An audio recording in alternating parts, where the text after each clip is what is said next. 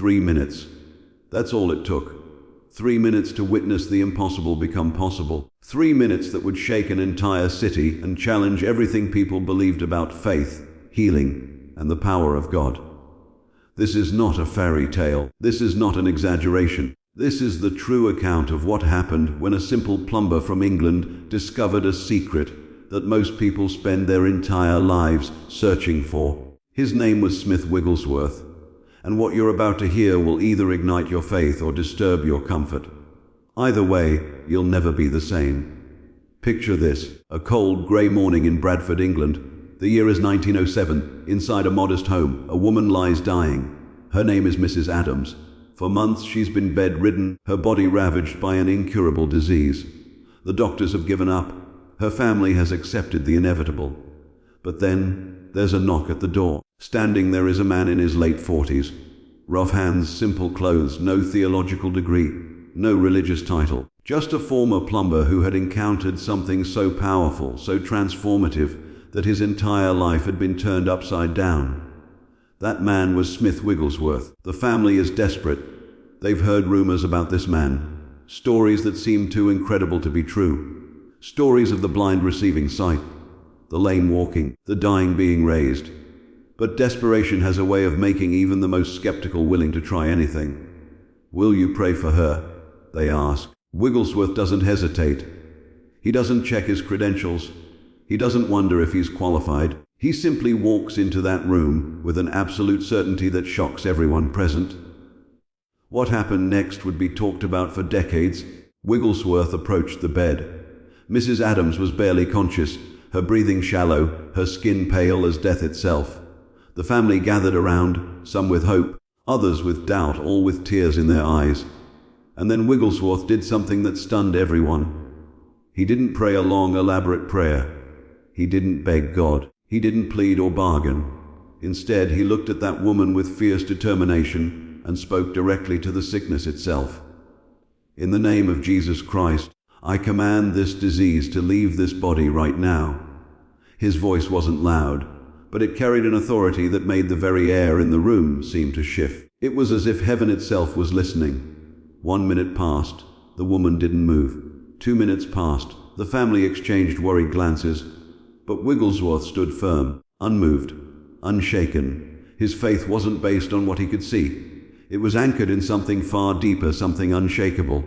And then, at the 3-minute mark, it happened. Mrs. Adams's eyes flew open. Color rushed back into her cheeks. Her breathing normalized. She sat up in bed, and with a voice full of wonder she said, "I'm healed. The pain is gone. I'm completely healed." The room erupted. Family members wept. Neighbors who had gathered outside rushed in to witness the impossible. Within hours, the entire neighborhood knew. Within days, the entire city was talking about it. 3 minutes. That's all it took to change everything. But here's what most people miss about this story. Here's the secret that Wigglesworth carried with him everywhere he went. It wasn't about the 3 minutes in that room. It was about the years before that moment. Years of building an unshakable foundation of faith. Years of studying the Word of God until it became more real to him than the physical world around him. Years of learning to trust God completely, even when nothing made sense. Wigglesworth once said, "I am not moved by what I see. I am not moved by what I feel. I am moved only by what I believe." Think about that. In a world where we're constantly influenced by our circumstances, our emotions, our limitations, Wigglesworth had trained himself to be anchored in something unchanging, the promises of God. He believed that the same power that raised Jesus from the dead was available to every believer. Not just some believers, not just the special ones, every single person who would dare to believe, and he proved it over and over again, in city after city, country after country, miracle after miracle. But it wasn't magic, it wasn't manipulation. It was simple, raw, uncompromising faith. Now here's where this gets personal. Here's where we have to ask ourselves some uncomfortable questions. Why don't we see more miracles today?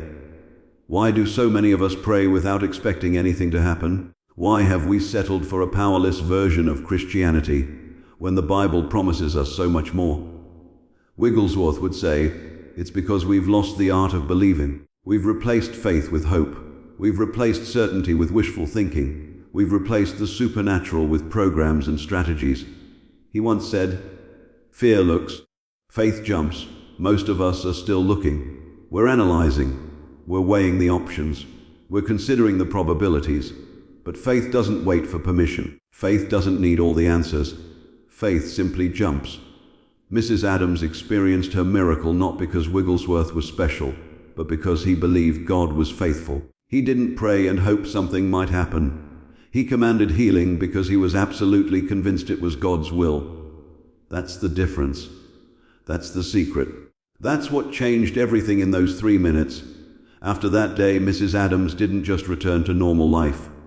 She became a living testimony. Everywhere she went, people would ask, "Aren't you the woman who was dying? Aren't you the one the doctors gave up on?" And she would smile and say, "Yes, that was me. But I met a man who introduced me to a God who specializes in impossible situations." Her healing sparked a revival in that city. People who had given up on God started believing again. Churches that had grown cold experienced fresh fire. And Wigglesworth, he continued traveling the world, seeing miracle after miracle, always pointing people not to himself, but to the one who makes all things possible. But here's what's truly remarkable. Wigglesworth never took credit. He would often say, "It's not Smith Wigglesworth doing these things. It's the Holy Spirit working through a man who simply believes." He understood something crucial. Faith is not about convincing God to do something. Faith is about aligning yourself with what God has already promised. It's about agreeing with heaven instead of settling for earth's limitations. So what does this mean for you? What does this mean for your situation right now? Maybe you're facing an impossible diagnosis. Maybe you're dealing with a relationship that seems beyond repair. Maybe you're struggling with an addiction, a financial crisis, a dream that appears dead. What would happen if you stopped looking at your circumstances and started believing God's promises? What would happen if you took your eyes off the problem and fixed them on the problem solver? Wigglesworth would tell you this: your miracle is not about duration. It's about demonstration. It's not about how long you pray. It's about how firmly you believe. Those 3 minutes that changed Mrs. Adams's life weren't special because of their length. They were special because of the quality of faith present in that room. You don't need hours of begging God. You need 3 minutes of absolute certainty that He is who He says He is, and He will do what He promised to do. 3 minutes changed everything for one dying woman in England. But the truth is, 3 minutes can change everything for you too. Not because of a method, not because of a formula, but because when you encounter the living God with genuine faith, impossibilities bow, sicknesses flee, and heaven invades earth. Smith Wigglesworth proved that ordinary people can access extraordinary power. He proved that the age of miracles hasn't passed. He proved that faith still heals, still transforms, still changes everything. The question is, will you believe? Will you dare to step out of the boat of doubt and walk on the water of faith? Will you risk looking foolish to experience the supernatural? Will you give God 3 minutes of your absolute, unshakable, radical belief? Because if you will, everything can change, not in 3 hours, not in 3 days, but in 3 minutes. When faith meets the impossible, miracles happen. This is Smith Wigglesworth wisdom, and this is your invitation to believe again.